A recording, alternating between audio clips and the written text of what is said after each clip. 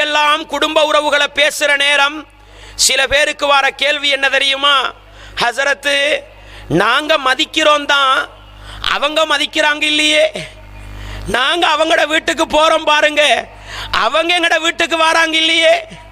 நாங்க அவங்களோட நல்லா தான் நடக்கிறோம், அவங்க எங்களை கணக்கெடுக்கிறாங்க இல்லையே. இப்படிப்பட்ட மனிதர்களோட நாங்க சேர்ந்து நடக்கணுமா அப்படின்னு ஒரு கேள்வி வருதா? அப்படி ஒரு கேள்வி வருதா? இப்படி ஒரு கேள்வி வந்தால் உங்களுக்குரிய பதிலை 1400 வருடங்களுக்கு முன்னால் ரசூலுல்லாஹ் ஸல்லல்லாஹு அலைஹி வஸல்லம் அவர்கள் இப்படி சொல்லிவிட்டு போனார்கள். உள்ளத்தில் ஆழமாக பதிவு செய்து கொள்ளுங்கள்.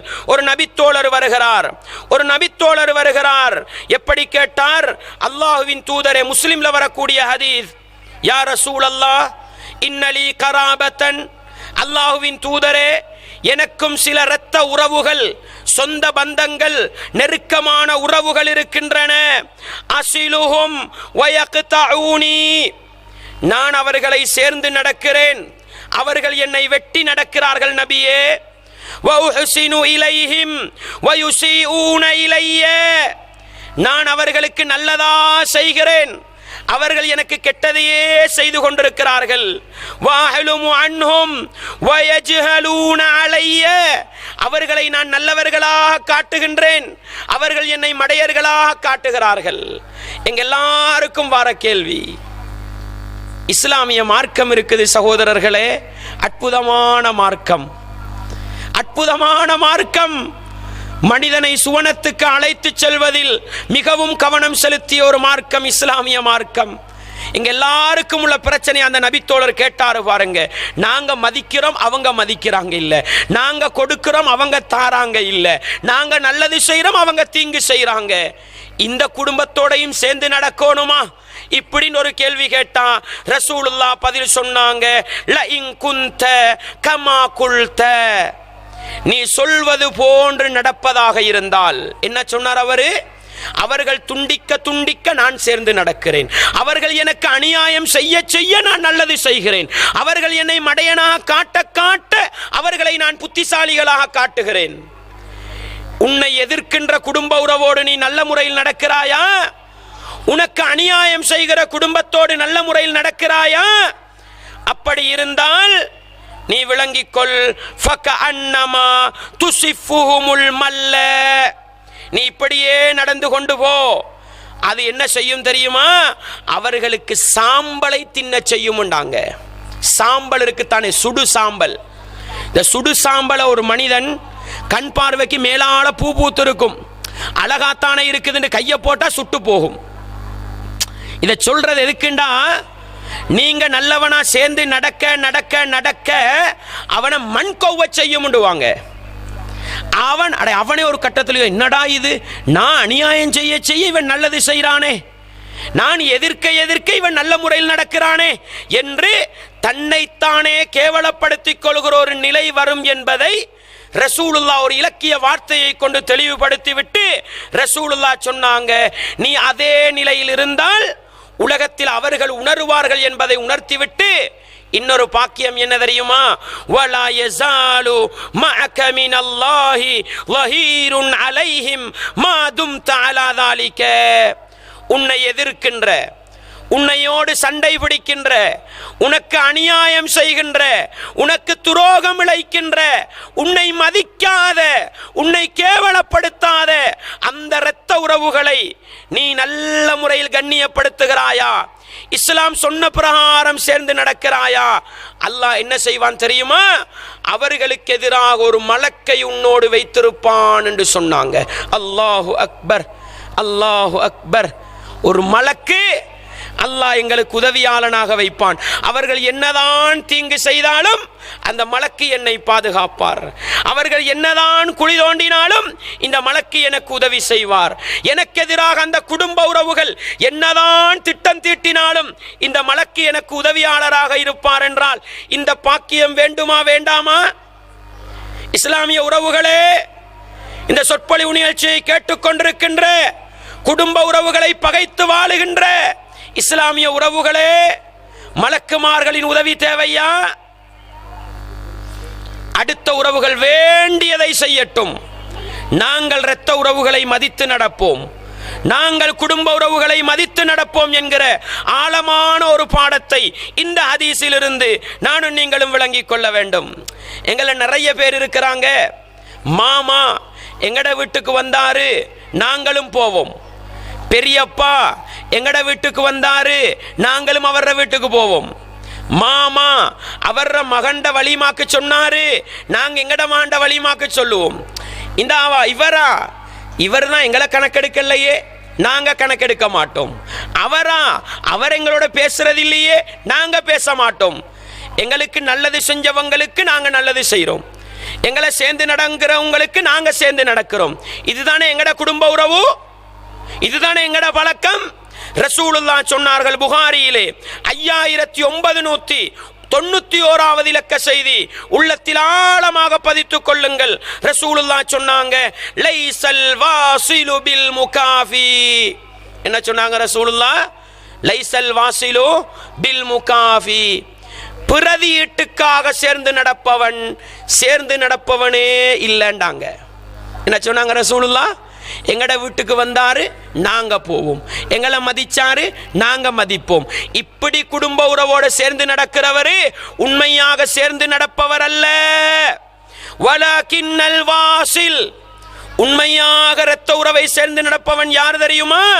அல்லதி இதா குத்திஅத் ரஹிமுஹு வஸலஹா. அவருடைய குடும்ப உறவுகள் எல்லாம் அவரை துண்டித்தாலும் அவர் சேர்ந்து நடப்பாருண்டாங்க.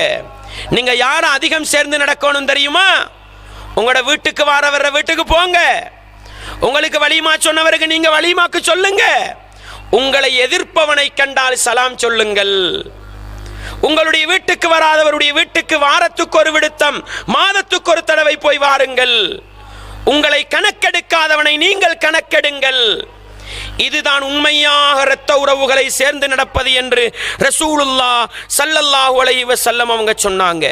அல் குர்ஆன்ல சூரத்துல் ஃபுஸ்ஸிலத் 34வது 35வது வசனங்கள் எங்கள் ஒவ்வொருவருடைய ஞாபகத்திலும் இருக்கட்டும். என்னது? சூரத்துல் ஃபுஸ்ஸிலத்துடைய 34வது 35வது வசனங்கள். அல்லாஹ் சொல்கிறான், கேளுங்கள். வலா தஸ்ஸவில் ஹஸனது வலஸ் ஸய்யிஆ. நல்லதும் கெட்டதும் சமனாகாது. நல்லது நல்லதுதான், கெட்டது கெட்டதுதான், ரெண்டும் சமனாகாது. சொல்லிவிட்டு அல்லாஹ் சொல்கிறான், இத்ஃபா பில்லதி ஹிய அஹ்ஸன். உனக்கு அநியாயம் செய்பவனுக்கு நீ அநியாயம் செய்ய போகாதே. நாய் குலைக்குதுண்டு நீங்க குலைப்பீங்களா?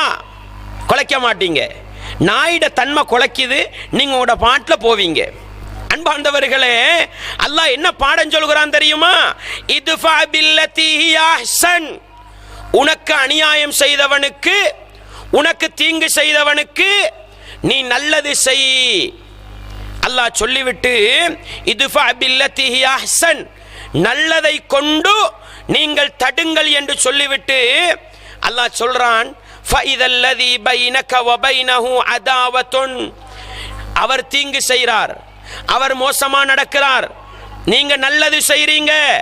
இதன் மூலம் கிடைக்கிற பாக்கியம் என்ன தெரியுமா? உங்களுடைய விரோதி இருக்கிறானே, விரோதி, அந்த விரோதி உங்களுடைய நண்பனாக மாறுவான் அல்லாஹ் சொல்கிறான். உங்களை உற்ற நண்பனாக மாறுவான் அல்லாஹ் சொல்கிறான்.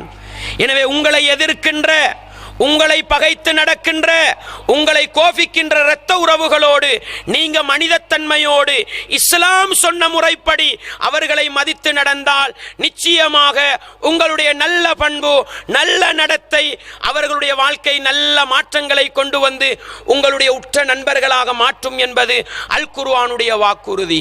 இப்படி இரத்த உறவுகளை சேர்ந்து நடப்பதன் மூலம், குடும்ப உறவுகளை சேர்ந்து நடப்பதன் மூலம் உலகத்தில் ஏகப்பட்ட பாக்கியங்கள் இருக்கின்றன. இதையெல்லாம் கேட்டுவிட்டும் வாப்பாவோடு பேச மனமில்லையா? இரத்த உறவுகளை மதிக்க மனமில்லையா? சொந்த பந்தங்களை உறவாட உள்ளத்தில் இடமில்லையா? இந்த ஹதீசுகளை உள்ளத்தில் ஆழமாக பதிவு செய்யுங்கள். அதை சொல்லிவிட்டு நான் முடித்துக் கொள்கிறேன். ரசூலுல்லாஹ் ஸல்லல்லாஹு அலைஹி வஸல்லம் அவர்கள் சொன்னார்கள், அல்லாஹ் இந்த உலகத்தில் படைக்க வேண்டிய படைப்புகளை எல்லாம் படைத்த பிறகு சொந்த பந்தம் என்று சொல்லப்படுகின்ற அந்த குடல்வாய் ஜனம் என்பார்கள், இரத்த உறவு என்று சொல்லுவாங்க. அந்த ரஹீம் இருக்குத்தானே, அது அல்லாஹ்வுக்கு முன்னால எழும்பி நின்றுச்சாம். எழும்பி நின்று சொன்னதாம், யா அல்லாஹ், ஒரு மனிதன் பாதுகாப்பு தேட வேண்டியதில் மிகவும் பாதுகாப்பு விட தகுதியானது என்ன தெரியுமா? குடும்ப உறவை துண்டித்து நடப்பதுதான். அப்படின்னா என்ன? யா அல்லாஹ், என்ற இரத்த உறவுகளை பகைத்து நடப்பதிலிருந்து என்னை பாதுகாத்து விடு, என்ற சொந்த பந்தங்களை கோவிப்பதிலிருந்து என்னை பாதுகாத்து விடு. இப்படி துஆ கேட்பதற்கு, பாதுகாப்பு தேடுவதற்கு தகுதியான ஒன்று என்றால் அது சொந்த பந்தம் தான் என்று சொந்த பந்தம் என்ற உறவு அல்லாஹ்க்கு முன்னுக்கு சொல்லிச்சாம். இப்படி சொல்ற நேரம் அல்லாஹ் சொல்றான், அந்த சொந்த பந்தத்தை பார்த்து இந்த ஹதீஸை பதிவு செஞ்சுக்கங்க. அலா தர்தைன அன் அசிலமன் வசலக்க, உன்னை சேர்ந்து நடப்பவர்களை நானும் சேர்ந்து நடக்கிறேன். உன்னை துண்டித்து நடப்பவனை நானும் துண்டித்து நடக்கிறேன். இது உனக்கு விருப்பமான்னு கேட்டானாம் எங்களை படைத்தவன் அல்லாஹ். காலத் பலா யா ரப், என்னுடைய இறைவா, அதுதான் எனக்கு விருப்பம் என்று சொன்னதாம். என்ன சகோதரர்களே அல்லாஹ்ட கோரிக்கை? என்ன அல்லாஹ்ட கோரிக்கை? சொந்த பந்தமே, உன்னை சேர்ந்து நடப்பவர்களை நான் சேர்ந்து நடக்கிறேன், உன்னை துண்டித்து நடப்பவர்களை நானும் துண்டித்து நடக்கிறேன். இது உனக்கு விருப்பமான்னு கேட்ட நேரம் சொந்த பந்தம் சொல்லிச்சாம், ஆமா அது எனக்கு விருப்பம் என்று சொன்ன பொழுது அல்லாஹ் சொன்னானாம், ஃபதாக, அது உனக்கு இருக்கிறது என்று அல்லாஹ் சொன்னானாம். அல்லாஹு அக்பர். அன்பாண்டவர்களே, உலகத்தில் நானும் நீங்களும் முஸ்லிமாக வாழ்வதன் நோக்கம் என்ன? அல்லாஹ்வுடைய பொருத்தம் கிடைக்க வேண்டும் என்றால் குடும்ப உறவுகளை துண்டித்து நடந்து, இரத்த உறவுகளை பகைத்து நடந்து அல்லாஹ்வுடைய நெருக்கத்தை பெற முடியாது. அல்லாஹ்வுடைய நெருக்கம் கிடைக்க வேண்டுமா? அல்லாஹ்வுடைய அருள் கிடைக்க வேண்டுமா? இன்றே நானும் நீங்களும் உள்ளத்தால் ஒன்றுபட வேண்டும் சகோதர சகோதரிகளே. இரத்த உறவுகள் உள்ளத்தால் ஒன்றுபட வேண்டும். அதுதான் அல்லாஹ்வுடைய அருளை பெற்று தரும். அதன் மூலம் தான் நானும் நீங்களும் சுவர்க்கம் நுழையலாம்.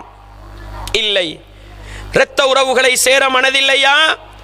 பெற்றோர்களோடு சலாம் சொல்லி உள்ளத்தால் ஒன்றுபட தயார் இல்லையா? சொந்த பந்தங்களை சேர்ந்து நடக்க தயார் இல்லையா? அல்லாஹ் எங்களை விட்டும் தொடர்பை முடித்துக் கொள்வான். மறுமையில் நானும் நீங்களும் தோல்வி அடை